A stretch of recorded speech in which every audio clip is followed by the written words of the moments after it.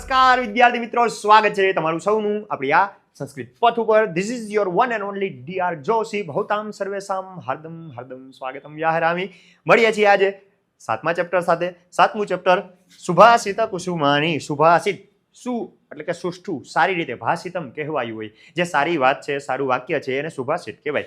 અને કુસુમ એટલે થઈ ફૂલ, અને કુસુમાની એટલે કે ફૂલડાઓ. સુભાષિત રૂપી ફૂલડાઓ, પુષ્પો, પુષ્પરાજ. તો સુભાષિત કુસુમાની ચેપ્ટર નંબર 7 ભણી નાખવાનો છે. ભણિયન સાહેબ શું કે છે સુભાષિત કુસુમાની? તો કે થોડા શ્લોક છે. પહેલી વાત કરી છે સદ્ભિસ્તુ લીલયા પ્રોક્તમ. ક્યાં લખિત? શિલા લિખિતમ અક્ષરમ અસદ્ભી સપથેનાપી જલે લિખિતમ અક્ષરમ. તો ભાઈ સજ્જન અને દુર્જન બે માણસોની વાત છે. એક માણસ સજ્જન હોય ને એક માણસ દુર્જન હોય કે ન હોય? ઘણા હોય, એક ન હોય.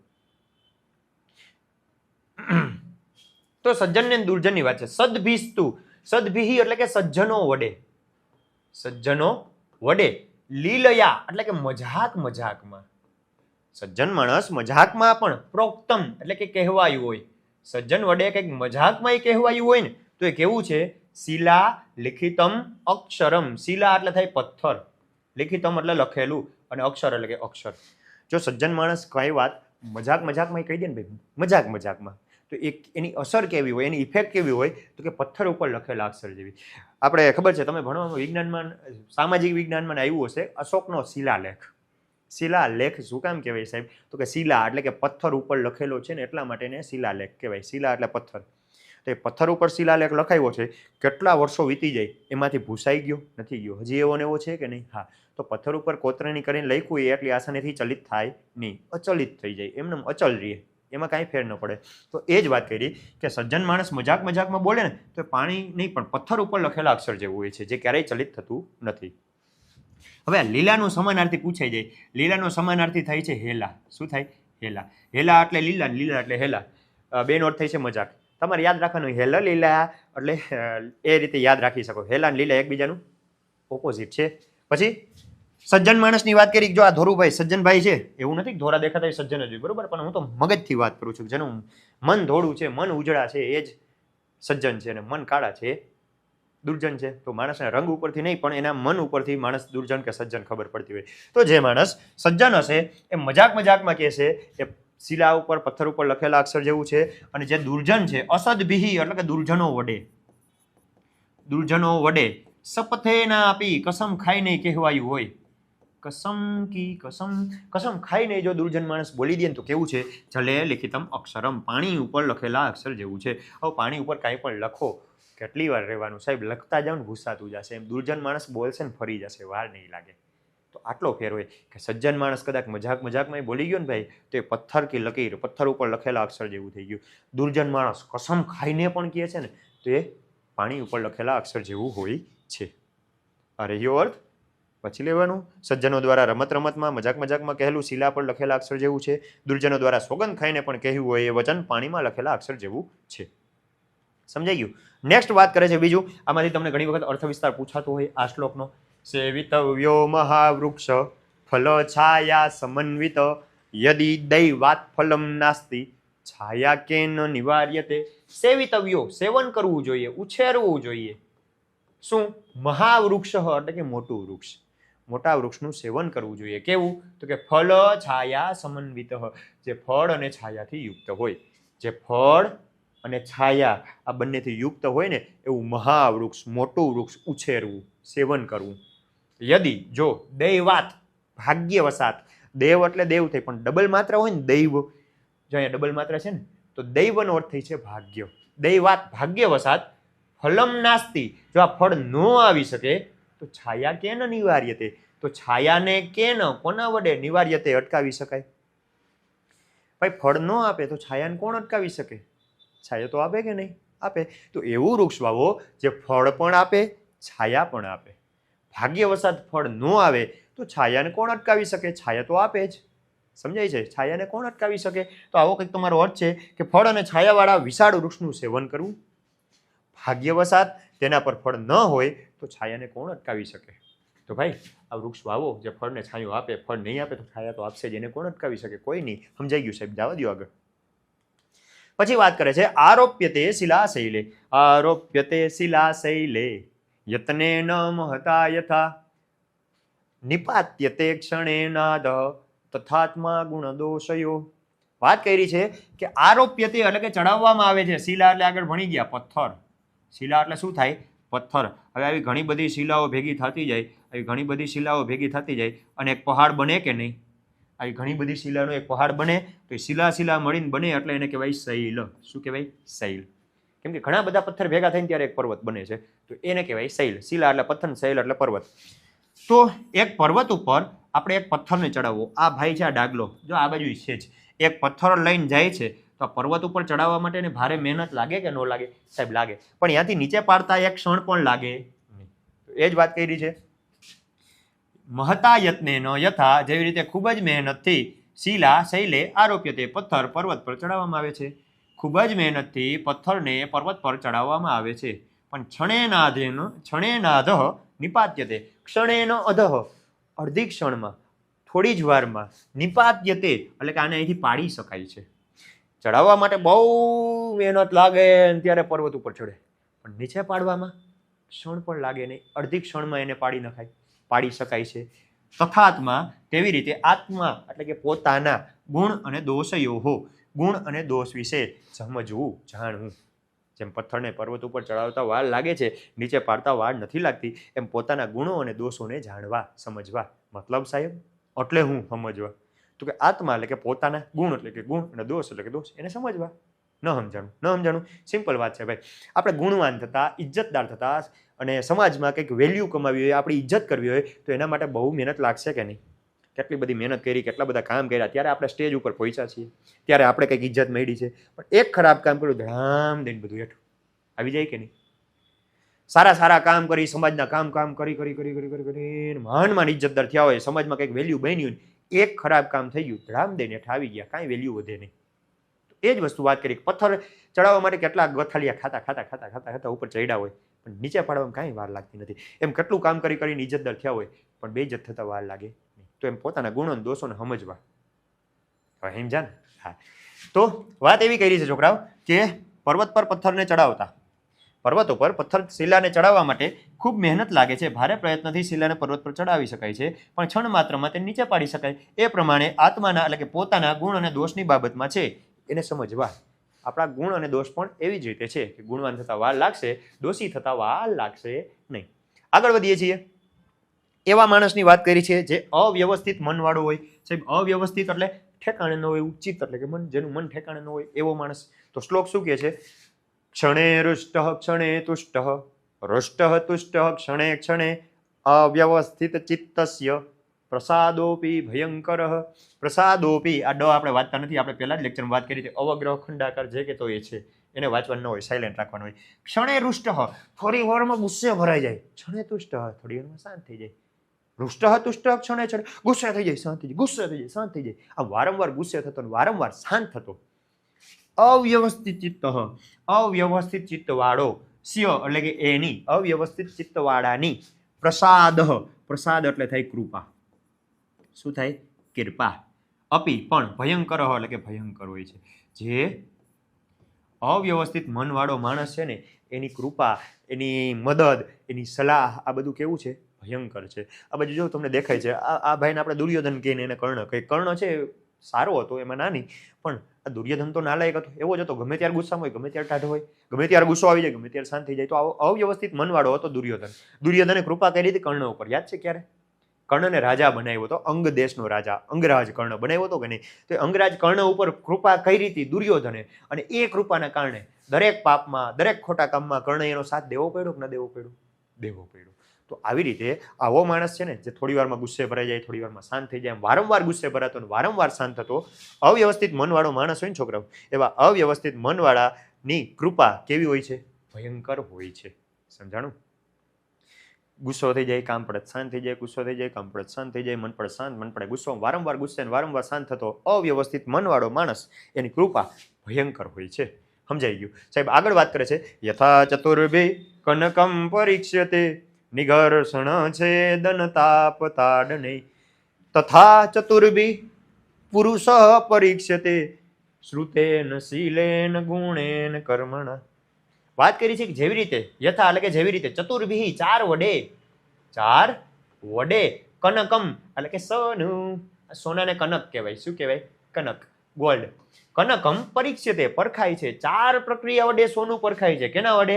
નિઘર્ષણ ઘસવું, છેદન કાપવું, તાપ પીગાડવું કે ઓગાડવું, અને તાડન. ક્યાં ગયું? તાડન એટલે કે ટીપવું. જો હથોડી લઈને ટીપવું.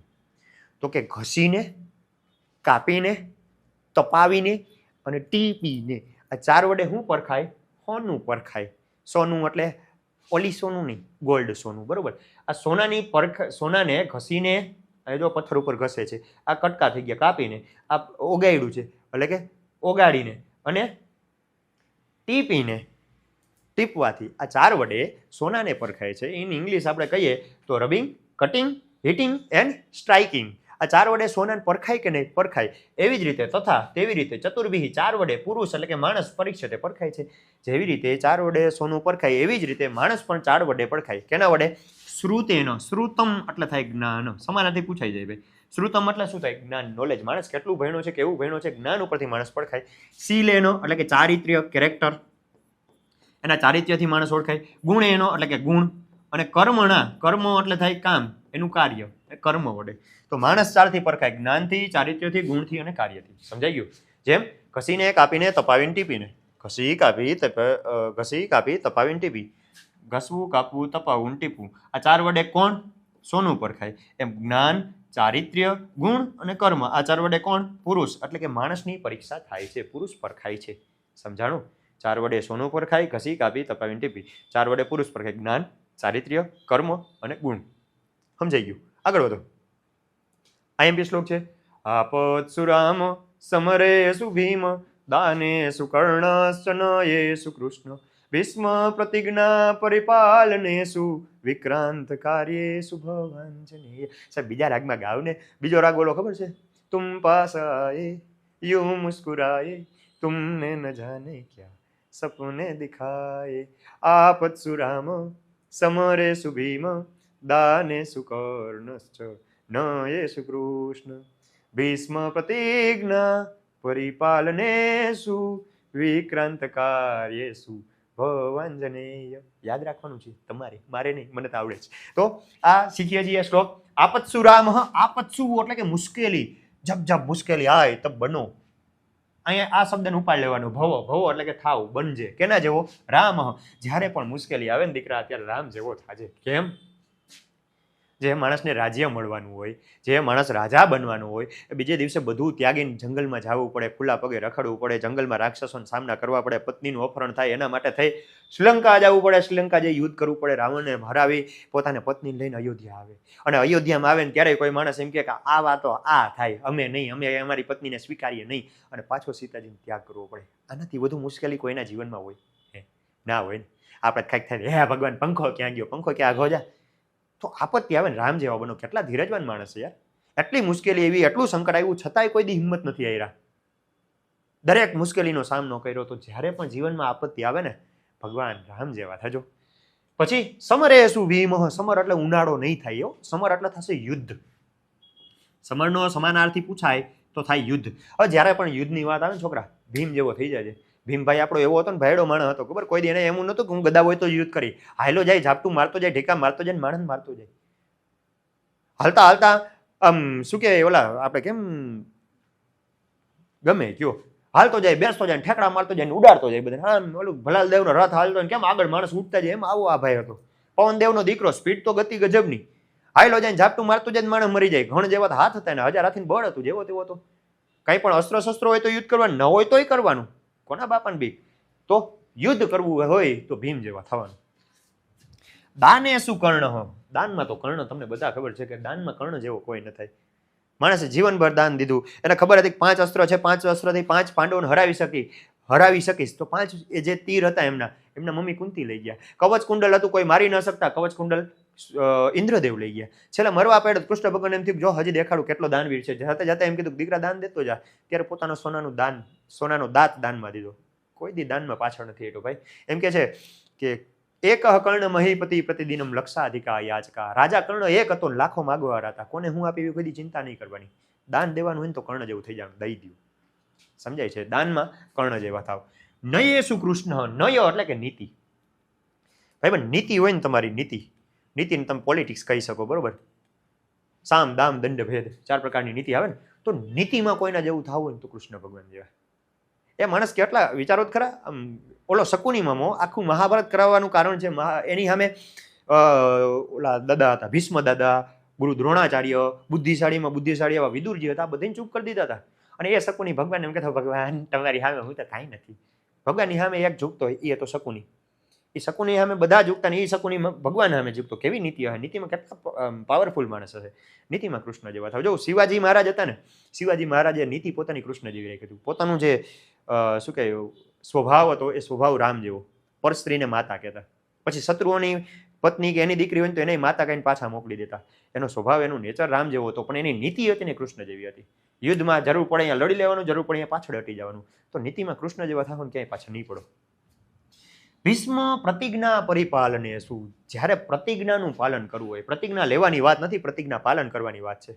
પ્રતિજ્ઞાનું પાલન કરવું હોય ત્યારે ભીષ્મ દાદા જેવા થાવ. આ ભીષ્મ દાદા પોતે યુવાન હતા, ઘરડા પિતાને લગ્ન કરવા હતા. લગ્ન માટે થઈ, એના પિતા માટે થઈ આ જીવન બ્રહ્મચર્યનું પાલન કરવાની, કોઈ દી લગ્ન નહીં કરવાની અને રાજ્યના રાજા નહીં બને. આટલી મોટી પ્રતિજ્ઞા યુવાનીમાં લઈ લીધી. આપણે યુવાનીમાં ગલગોટા ફૂટતા હોય, લગ્ન કરવાનું બહુ ઓલું થતું હોય.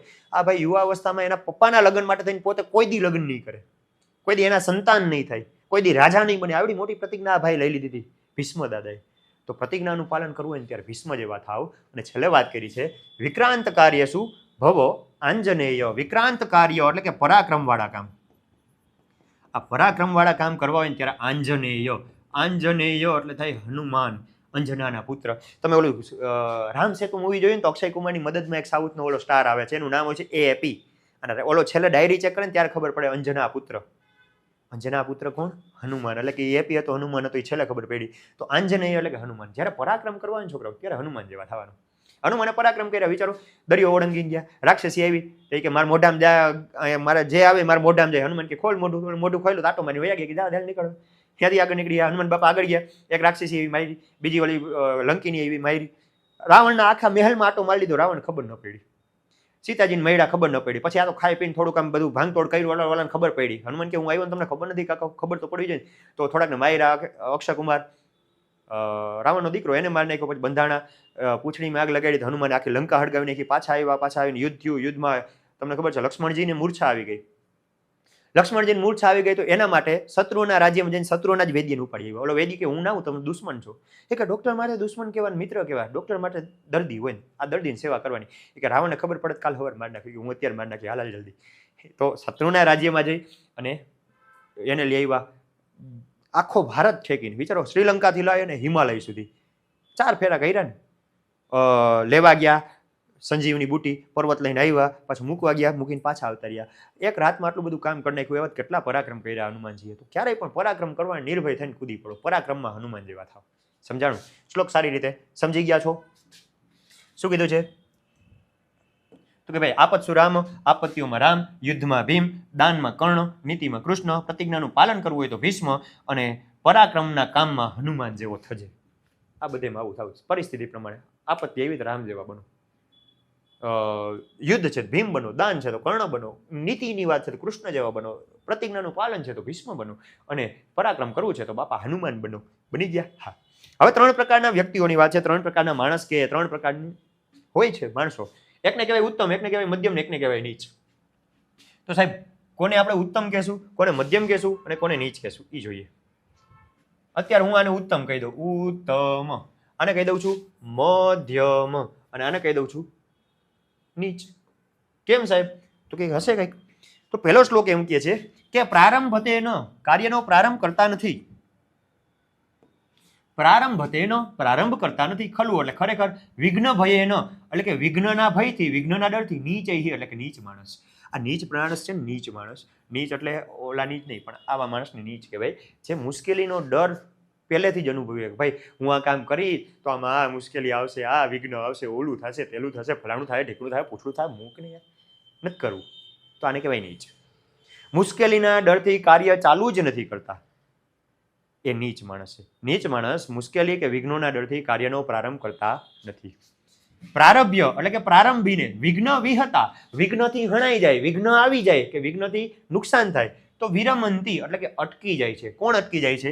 મધ્યાહા. આ મધ્યમ પ્રકારના માણસ છે ને એ શું કરે તો કે કામ તો સ્ટાર્ટ કરી દે, કાર્યનો પ્રારંભ કરી દે, પણ વચ્ચે વિઘ્ન આવ્યું ને તો અહીંયાથી છોડી દે, પછી આગળ વધે નહીં. પણ વિઘ્નૈહિ એટલે કે વિઘ્નો વડે પુનઃ પુનરપી વારંવાર પ્રતિહન્યમાના, વારંવાર હણાવવા છતાં પ્રારભ્ય પ્રારંભીને સ્ટાર્ટ કરીને ઉત્તમ જનાહા, ચ પ્લસ ઉત્તમ જનાહા, ઉત્તમ જના એટલે કે ઉત્તમ પ્રકારના માણસો, ન એટલે કે નહીં પરિત્યજંતી એટલે કે છોડતા. ઉત્તમ પ્રકારના માણસો એક વખત કાર્ય ચાલુ કરી અને વારંવાર વિઘ્નો આવવા છતાં પણ છોડતા નથી. તો 3 પ્રકારના માણસ કર્યા. એકને કહેવાય નીચ. કોને કહેવાય તો કે મુશ્કેલીના ડરથી આ કાર્ય ચાલુ જ નહીં કરે. મધ્યમ તો કે કામ ચાલુ કરી દીધું, જો આ ચાલુ થઈ ગયું, પણ મુશ્કેલી આવી ત્યાં જ છોડી દીધું. અને ઉત્તમ માણસ કોને કહેવાય તો કે કામ ચાલુ કરે, વચ્ચે ગમે એટલા મુશ્કેલી આવે છતાં પણ ચાલુ કરેલું કામ ક્યારેય છોડશે. સમજાણા? નીચ માણસ કામ ચાલુ નહીં કરે, મધ્યમ કરશે પણ વિઘ્ન આવશે છોડી દેશે. ઉત્તમ પ્રકારના માણસ ગમે એટલા વિઘ્ન આવતા પોતાનું કામ છોડશે નહીં. તો આમાં અર્થ તમારો એવો થાય છે કે પ્રારંભીને વિઘ્નના ભયથી નીચ માણસ ખરેખર કાર્યનો આરંભ કરાતો નથી, એટલે કે કાર્યનો આરંભ કરતા નથી. કાર્ય શરૂ કરી વિઘ્નોથી હેરાન પરેશાન થાય તો મધ્યમ પ્રકારના માણસ વચ્ચે જ અટકી જાય છે. અને વારંવાર વિઘ્નોથી હેરાન થવા છતાં પણ ઉત્તમ પ્રકારના માણસ આરંભેલું કાર્ય ક્યારેય છોડતા નથી, ક્યારેય એવું કામ મૂકે નહીં. સમજા? તો આવું આપણું આજનું ચેપ્ટર હતું. એમાં જો જલ્દી આપણે સ્વાધ્યાય જોઈ નાખીએ. સદભી સજ્જન માણસ બોલે કેવું હોય? અચલમ હોય. કેમ તો કે પથ્થર ઉપર લખાઈ જાય, પથ્થર ઉપર લખાય ભૂસાય નહીં એટલે એને અચલમ કહેવાય.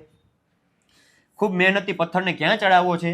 શૈલે, પર્વતે ચડાવવાનો છે ભાઈ. અવ્યવસ્થિત મનવાળાની પ્રસાદ એટલે કે કૃપા કેવી હોય છે? ભયંકર હોય છે. જે અવ્યવસ્થિત મનવાળો છે એની કૃપા ભયંકર. પુરુષની પરીક્ષા કેનાથી થાય? શીલેનો એટલે કે ચારિત્ર્યથી થાય છે. એનું ચારિત્ર્ય કેવું છે એનાથી પુરુષની પરીક્ષા થાય છે. આગળ વધો. કર્ણ જેવું કેમાં થવાનું? સાહેબ દાનમાં. વિક્રાંત કાર્યમાં કોણ થશું? આંજનેય, હનુમાન થશું. કોણ કાર્ય પ્રારંભીને કાર્ય ન પ્રારભ્યતે, કામ ચાલુ જ નથી કરતા? કોણ ભાઈ? નીચ. કામ ચાલુ કરીને ન પરિત્યજંતી, છોડતા નથી. કામ ચાલુ કરી દે છોડે નહીં, એવા કોણ? ઉત્તમ પ્રકારના માણસ. કામ ચાલુ જ ન કરે નીચ, કામ છોડે જ નહીં ઉત્તમ, અને કામ ચાલુ કરીને છોડી દે એને કહેવાય મધ્યમ. હાલો આગળ વધો. હા, કોણે બોલેલું? જલ ઉપર લખેલા અક્ષર જેવું છે ભાઈ. કોણ બોલ્યા હોય? કસમ ખાઈને કોઈ બોલતા હોય પાણી ઉપર લખેલા અક્ષર જેવું હતું. કોણ હતા? અસદભિહિ. સ પછી આ દડાનો દ, એની નીચે ભમેડાન ભ અને ઈ એટલે કે અસદભિહિ. પ્રોક્તમ જલે લિખિતમ અક્ષરમ ભવતી. એકહીન જગ્યાએ જવાબ લખી નાખવાનો. શિલા કથમ શૈલે આરોપ્યતે. કથમ એટલે કે કેવી રીતે પથ્થરને પર્વત ઉપર ચડાવવામાં આવે છે? ખૂબ મહેનતથી, એટલે કે મહતા યત્નેન, ખૂબ મહેનત કરી અને પથ્થરને પર્વત ઉપર ચડાવવામાં આવે છે. ગુણેન કહ પરીક્ષતે. ગુણથી કોની પરીક્ષા થાય? સાહેબ પુરુષની પરીક્ષા થાય. ગુણેન પુરુષ પરીક્ષતે. અને કાર્યમ પ્રારભ્ય કે પરિત્યજંતી, કામ ચાલુ કરીને છોડી દેવા કોણ? મધ્યાહા અથવા તો મધ્યમ જનાહા. બરોબર? મધ્યાહા પરિત્યજંતી. એના પછી ગુજરાતી ભાષામાં જવાબ લખવાના આવે છે. શું લખશું? સુવર્ણની કઈ રીતે પરીક્ષા થાય છે? ભાઈ સુવર્ણની પરીક્ષા ઘસીને, કાપીને, તપાવીને, ટીપીને 4 પ્રક્રિયા વડે થાય છે. એના પછી આપત્તિમાં કોને અને પ્રતિજ્ઞા પાલનમાં કોને આદર્શ માનવા? સાહેબ આપત્તિ હોય ને, મુશ્કેલી આવે ને ત્યારે રામને આદર્શ માનવા. આપત્તિમાં રામને આદર્શ માનવા, પ્રતિજ્ઞા પાલનમાં ભીષ્મને આદર્શ માનવા. શું કામ? શા માટે? તો કે આપત્તિમાં રામને એટલા માટે કે રામે પોતાના પિતાના વચન માટે થઈ અને 14 વર્ષનો વનવાસ સ્વીકાર્યો હતો. પ્રતિજ્ઞા પાલનમાં પોતાના પિતા માટે થઈને ભીષ્મએ આજીવન બ્રહ્મચર્ય વ્રતનું પાલન કરવાની અને ક્યારેય લગ્ન ન કરવાની પ્રતિજ્ઞા કરી હતી. તો આપત્તિમાં રામ, પ્રતિજ્ઞા પાલનમાં ભીષ્મને આદર્શ માનવા. કાર્યનો પ્રારંભ ન કરનાર, હાવ કરે જ નહીં, એને કેવો માણસ કહેવાય? એને નીચ કહેવાય. ઇંગ્લિશમાં વાત કરી તેને લોવેસ્ટ પર્સન કહેવાય. કેવાય ને? આ બે છે. અર્થ વિસ્તારમાં આનું પૂછાઈ શકે કે ભાઈ અર્થ વિસ્તાર લખો, તો અર્થ વિસ્તાર એ આ 2 શ્લોકમાંથી પૂછવાની સંભાવના થોડીક રહે. 20મો પાઠ અને આ પાઠ. બરોબર? જેવી રીતે 4 વડે ઘસી, કાપી, તપાવીને, ટીપીને સોનાને પરખાય છે, 2 લાઈન છે એની. અને બીજું મહાવૃક્ષનું સેવન કરો જે ફળને છાયા આપે, કદાચ ફળ ન આપી શકે, છાયા તો આપશે. આના ઉપર અર્થ વિસ્તાર લખવાનો. હવે અર્થ વિસ્તાર એટલે શું તમને ખબર ન હોય તો કહી દઉં કે સાહેબ અર્થ વિસ્તાર હોય એટલે જે શ્લોક હોય ને એ શ્લોકનો પહેલે અનુવાદ લખાય. માની લો સેવિતવ્યો છે તો સેવિતવ્યો શોર્ટમાં લખી નાખો, સેવિતવ્યો શોર્ટમાં લખી નાખો. પછી લખો અનુવાદ. અનુવાદ લખી અને એની નીચે અનુવાદ એટલે કે આનું ભાષાંતર લખો કે એવું વૃક્ષ લખો, એક એવું વૃક્ષ વાવો જે ફળ અને છાયા આપે, ફળ ન આપે તો છાયાને કોણ અટકાવી શકે. આટલો અનુવાદ થયો, લખાઈ ગયો. પછી એ 2-3 લીટીનો અનુવાદ લખી અને પછી લખવાનો અર્થ વિસ્તાર. અર્થ વિસ્તાર તમે તમારા ઓન વર્ડમાં તમારા શબ્દોમાં લખી શકો કે ભાઈ આમાં વૃક્ષની મહિમા દર્શાવવામાં આવ્યો છે કે વૃક્ષ એવું આવવું જે ફળને છાયા આપે, ફળ ન આપે છાયા આપશે, ને આવું બધું એના ઉપર તમારા વિચારો રજૂ કરવાના 10-12 લાઈન. અને છેલ્લે અર્થ વિસ્તાર જે આ 10-12 લાઈન લખી નાખી તમે, પછી છેલ્લે આવશે આનો સાર. આ 3 સ્ટેપમાં અર્થ વિસ્તાર લખો એટલે તમને બોર્ડમાં આના માર્ક ન જાય. ઓકે, તો આવું તમારે બધું થાય. અને છેલ્લે બસ આટલું છે. બીજી હજી કંઈ ક્વેરી હોય તો તમે આ નંબર ઉપર 9081780177 આના ઉપર તમે આવી મેસેજ કરી નાખજો અને જવાબ મળી જશે. Thank you. જય હિન્દ, જય ભારત. મળતે હે નેક્સ્ટ લેક્ચર में.